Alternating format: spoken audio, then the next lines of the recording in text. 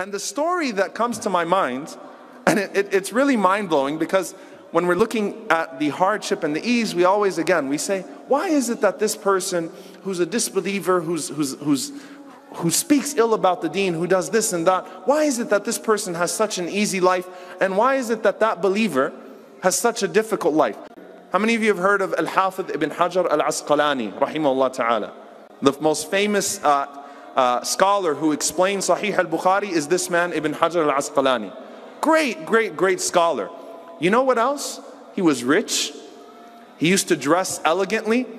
And he became the Qadi of Egypt. He became the judge of Egypt, the great judge of Egypt, of Masr.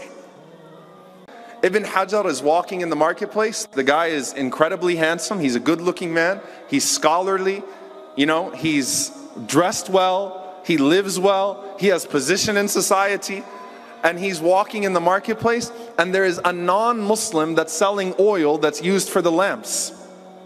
And he's in shabby clothes. And he looks at Ibn Hajar, and he says to him, Ya Shaykh, O scholar. He says, what? He said, didn't your Prophet sallallahu alaihi wasallam say that ad-dunya sijnul mu'min wa jannatul kafir?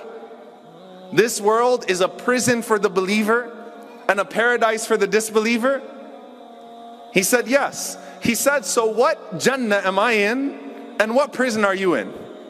Seriously, look at me and look at you. I reject Allah. And he was actually someone that was openly rejecting Allah subhanahu wa ta'ala. I reject Allah. I reject God. I don't care about this stuff. I don't care about your religion. And I'm living in this misery, in these shabby clothes, trying to make way, selling oil for people's lamps. And you, mashallah, scholar, alim, and you live like this? What prison are you in, and what Jannah am I in? Seriously.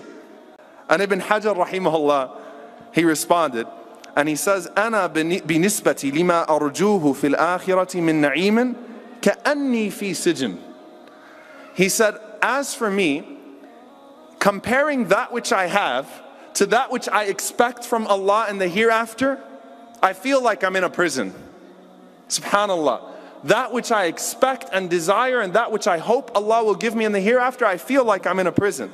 He says, وَأَنْتَ بِنِسْبَةِ لِمَا يُعَدُّ مِنَ الْعَذَابِ لِأَمْثَالِكَ كَأَنَّكَ فِي جَحِيمٍ أو كَأَنَّكَ فِي جَنَّةٍ. He said, and as for you, in regards to that which Allah has promised for people like you that reject Him and that do all sorts of things, that which you're in right now is a Jannah. And the man started to cry, and he came to Ibn Hajar rahimahullah ta'ala, and he actually accepted Islam. Said, Ashhadu an la ilaha illallah wa ashhadu anna Muhammadan Rasulullah. Okay, I get it. Ad-dunya sijnul mu'min, that the world is a prison for the believer, does not mean that the believer is inherently unhappy and depressed in this world. What it means is that the believer has so much expectation of Allah subhanahu wa ta'ala in the hereafter. And the believer is so tied to Allah, and his husn al-dhan billah, his good expectation of Allah, is so sky high, and his connection to Allah and an abandoning of the temporary pleasures of this world. And I will not be deluded by the ease in this world to think this is Jannah. Whereas the person on the other side, who continues to reject Allah subhanahu wa ta'ala and still lives a harsh life, even if Allah gave that person a palace, they would still be unhappy. They would still be in their own Jannah, but in the spiritual sense, they'd be in a prison.